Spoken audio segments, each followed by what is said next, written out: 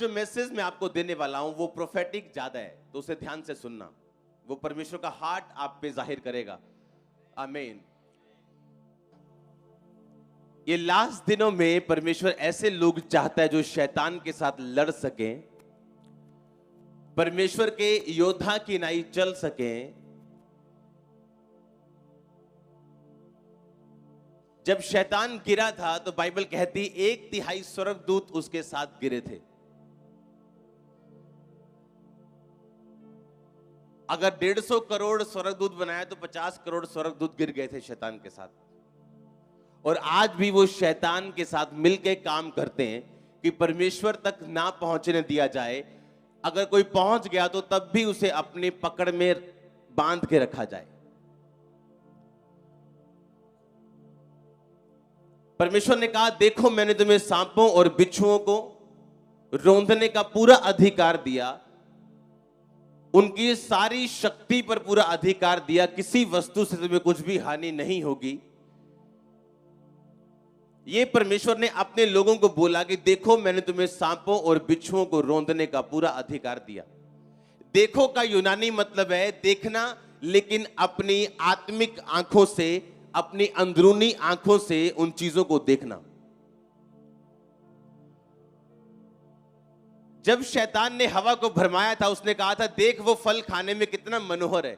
और बाइबल कहती जब हवा ने वो फल देखा, वाकई में उसे वैसा ही मनोहर लगा जैसा शैतान ने बोला था। तो क्या शैतान ने सच कहा था? क्या शैतान सच बोलते हैं? उसका वो फैक्ट, वो सच हो सकता है जो वो अपने मुंह से कह रहे हैं, लेकिन वो झूठ का बाप है। बाइबल कहती है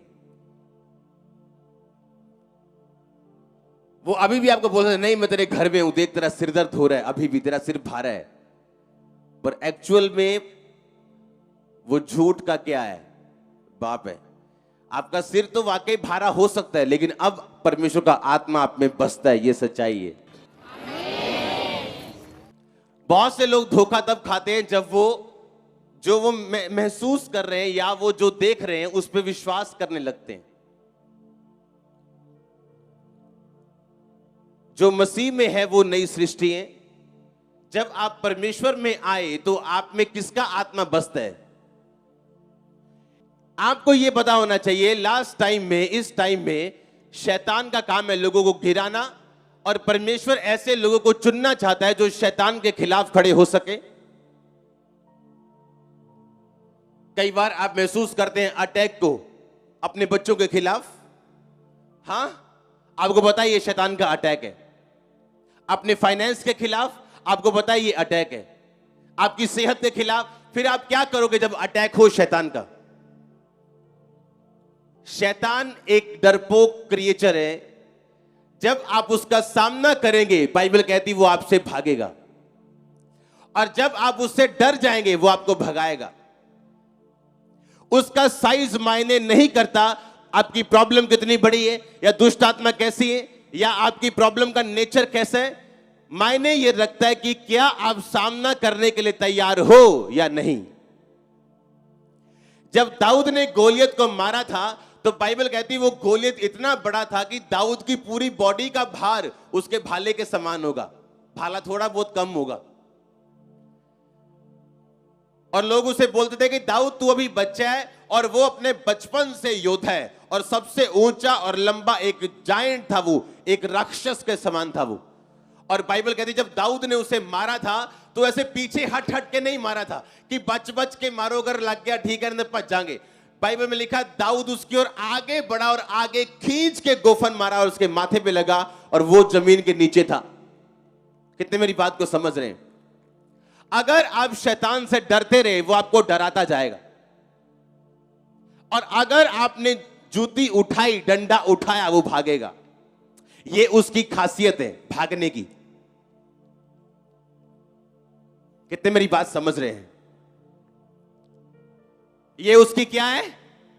ये उसकी खासियत है कि अगर आपने डंडा उठाया तो वो भागेगा। और अगर आप क्रिश्चियन हैं, आपको यह मालूम होना चाहिए कि कहां वो आपकी लाइफ में अटैक करने की कोशिश कर रहा है। हालेलुया। और आपको मालूम होना चाहिए कि क्यों वो अटैक कर रहा है, उसके अटैक का कारण क्या है, या उसके अटैक वो क्यों करना चाहता है, उसका रीजन क्या है, उसका प्लान क्या है, और उसके प्लान को खत्म करना।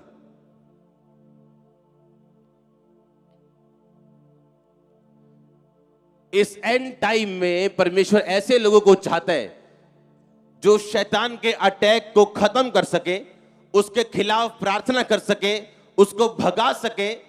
और बाइबल कहती है शैतान का खाना पाप है।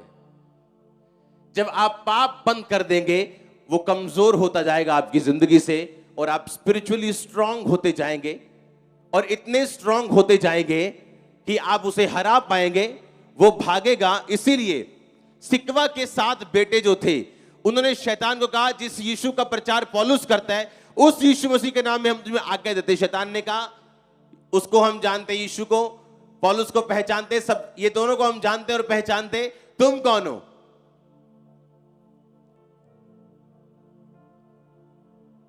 आपका नाम जब आप इंग्लैंड में जाते हैं तो चेंज नहीं होता।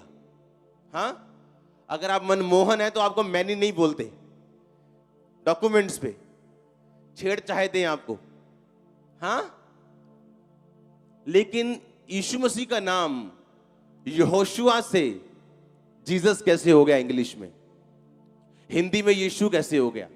पंजाबी में यीशु कैसे हो गया? इटालियन में और कैसे हो गया? जर्मनी में और कैसे हो गया? नाम तो नाम ही होता है ना। अगर नाम इजरायली भाषा में यीशुआ या होशुआ कुछ भी था, तो वो नाम तो वही रहना चाहिए ना। आज भी आपको यहोशुआ के नाम में दुष्ट आत्मा डांटनी चाहिए। यीशु उसका क्यों कर दिया? परमेश्वर ने जानबूझ के ऐसा करने दिया लोगों को, क्योंकि नाम का यूनानी मतलब में, नाम का मतलब है अनोमा। अनोमा का मतलब है चरित्र। कि जब तुम मेरे नाम में, मेरे चरित्र में शैतान को डांटोगे, वो भागेगा। अगर परमेश्वर ने नाम चेंज करने का अलाउ किया, तो इस कारण किया कि परमेश्वर ये चाहता था कि लोग कहीं ये वाला नाम ना सोच ले जो आम नाम है। वो नाम के पीछे का मतलब समझे कि अगर तुम मेरे चरित्र में शैतान को डांटोगे, वो तुमसे भागेगा। हालेलुया। इसलिए आप इंग्लिश में उसे जीसस बोलते, हिंदी में यीशु बोलते, जबकि नाम कभी बदलता नहीं। आप जिस मर्जी देश में चले जाओ। हालेलुया। तो आपको यह समझ होनी चाहिए कि आपका चरित्र परमेश्वर के जैसा होना चाहिए, और शैतान तैयार बैठा है अटैक करने के लिए। और वो ये चाहता है कि आप परमेश्वर को ना मान सके और उसकी मर्जी को पूरा ना कर सके। और उसका पूरा प्लान ये है कि आपको परमेश्वर की विल से वो बाहर कर सके। ऐसे लोग मैंने देखे हैं, गिफ्टेड है, प्रभु की विल से बाहर है। ऐसे लोग हैं जो अब परमेश्वर की विल से, इच्छा से बाहर है। क्यों? शैतान के अटैक को समझ नहीं पाए और उसे तोड़ नहीं पाए। हालेलुया। परमेश्वर के पास ए और बी प्लान नहीं है, उसके पास सिर्फ एक ही प्लान है। आप उसे मिस कर दे और दूसरे प्लान में चले जाएं, वो आपकी मर्जी है।